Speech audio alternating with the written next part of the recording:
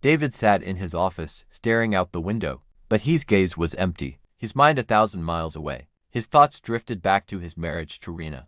They had met in college. He remembered the way Rena's eyes sparkled when she laughed, the way her touch set his skin ablaze, and their love had been fierce and all-consuming. But over the years, the passion had dwindled, leaving behind a comfortable but unfulfilling routine. As he sat there, lost in thought, David felt a restlessness stirring within him. He couldn't shake the feeling that there was something more out there, something waiting for him just beyond the horizon. One fateful night, David decided to take a walk along the beach, hoping to clear his mind. The full moon cast a silver glow over the waves as he walked along the shoreline. Suddenly, he saw her. She emerged from the water like a goddess, long flowing black hair, piercing green eyes, and skin that shimmered under the moonlight. She wore a sheer, pearl-studded gown that clung to her curves like it was made of water itself. David felt his breath hitch as she approached him. Her eyes seemed to bore into his soul, and he felt a shiver run down his spine.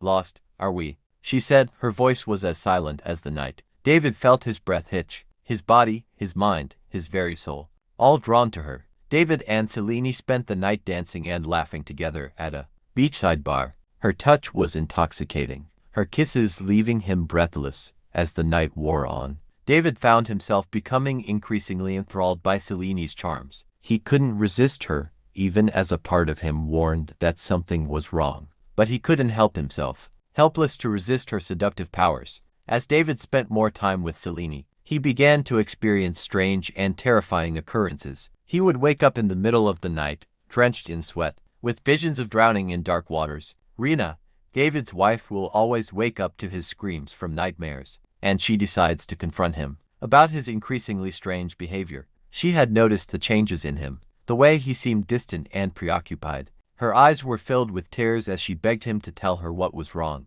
"David, please, what is happening to you?" she pleaded desperately with tears in her eyes. David's expression was cold, his eyes empty. He didn't even seem to recognize Rena, the woman he had once loved with all his heart. He pushed her away, his voice devoid of emotion. "You don't understand. Rena, I found someone that makes me feel alive again." Rena's face crumpled in despair as David turned and walked away, leaving her alone in the darkness. Desperate for answers, Rena sought out Priest Kaka, a wise and elderly priest who knew of dark forces. She begged David to follow her to his house, but he refused. Then one day David agreed to her plea after having a terrible nightmare that almost took his life. "She is not a woman. She is a siren, a demon of the deep. She will drain your soul until there is nothing left." Priest Kaka murmured with fear in his eyes. "Who are you talking about?" David asked. "The woman whose face is beautiful but darkness covers her heart." But David refused to listen. He was too enthralled by Selene's charms,